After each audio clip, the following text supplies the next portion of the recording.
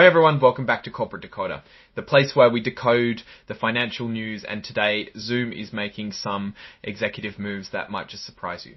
Get ready because we're diving into Zoom's latest 8K filing to unpack some important leadership changes and what they mean for the company.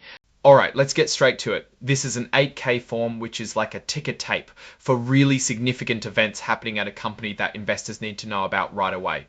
Today we're looking at Zoom Communications, also known as Zoom. The report was filed on August 14th, 2025, with the earliest event reported also on August 14th. The main story here is about changes in the executive team and on the board of directors. First up, a director is stepping down. Peter Gassner notified Zoom on August 14th that he's resigning from the board. His resignation is effective at the end of August. The good news here is that it wasn't because of any arguments or disagreements about how the company is run, so it seems like a voluntary decision on his part. Now this is where things get really interesting. On the same day, August 14th, Zoom appointed a new principal accounting officer. This is a pretty important role, basically meaning they're the top person responsible for keeping the company's financial records accurate and in order. The new person taking on this crucial job is Kimberly McGarry. She's currently the Chief Accounting Officer. Before this, she was already leading the accounting department. She's actually replacing Michelle Chang, the Chief Financial Officer, who had been handling this Principal Accounting Officer role previously. This means the CFO is handing off some of her responsibilities, and a dedicated person is now in charge of the accounting oversight. Kimberly McGarry is 51 years old and has been with Zoom as Chief Accounting Officer since just June of 2025. So a relatively new but clearly trusted member of the team. She's got a solid background. Before Zoom, she was the Chief Accounting Officer at Sakana, a market research and technology company. Before that, she held the same job title at Morningstar, a well-known financial services firm, from 2018 to 2024. She's clearly got a lot of experience in financial reporting. On the education front, she's got a bachelor's degree from Miami University and an MBA from the prestigious University of Chicago Booth School of Business. Plus, she's a certified public accountant, or CPA, which means she's passed rigorous exams and meets strict standards for accounting. This all points to a highly qualified individual stepping into this key role. Now let's talk about the money. Zoom has given Miss McGarry an offer letter detailing her compensation package. Her base salary is set at a very respectable $425,000 per year. On top of that, she has a target annual bonus of 55% of her base salary.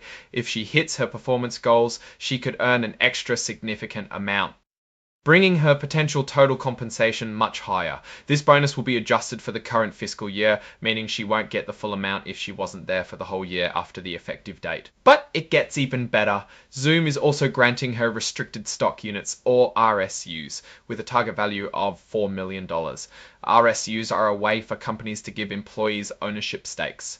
They're like promises to give you company stock in the future, but with strings attached, usually tied to staying with the company and meeting performance goals.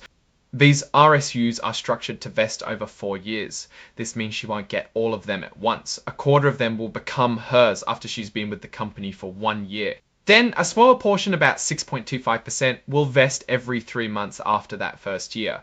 The key here is continued service, meaning she has to stay employed by Zoom for these stocks to actually become hers. This is a common way to incentivize executives to stay with the company long term. She has also signed the company's standard agreement that protects directors and officers, which basically means Zoom will back them up legally if they face lawsuits for actions taken while doing their job. It's a standard protection in the corporate world. The signing date on this report is August 15th, 2025, and it's signed by Aparna Bawa, who is the Chief Operating Officer. What's the big picture here? Zoom is making a key change in its accounting leadership, bringing in an experienced executive to directly oversee financial reporting. The generous compensation package, including millions in stock, shows the company values this role and wants to retain Ms. McGarry. It signals a focus on strong financial governance, with a departing director but a new well-compensated officer in charge of accounting. Zoom seems to be reinforcing its financial controls and leadership. It's a move that should give investors confidence in the accuracy and transparency of their financial statements. Now, looking at this from a broader perspective, Zoom has gone through massive growth. They became a household name almost overnight during the pandemic. This appointment suggests they're maturing as a company and putting more emphasis on the deep detailed work of financial accuracy, which is crucial for maintaining trust as they continue to scale and innovate.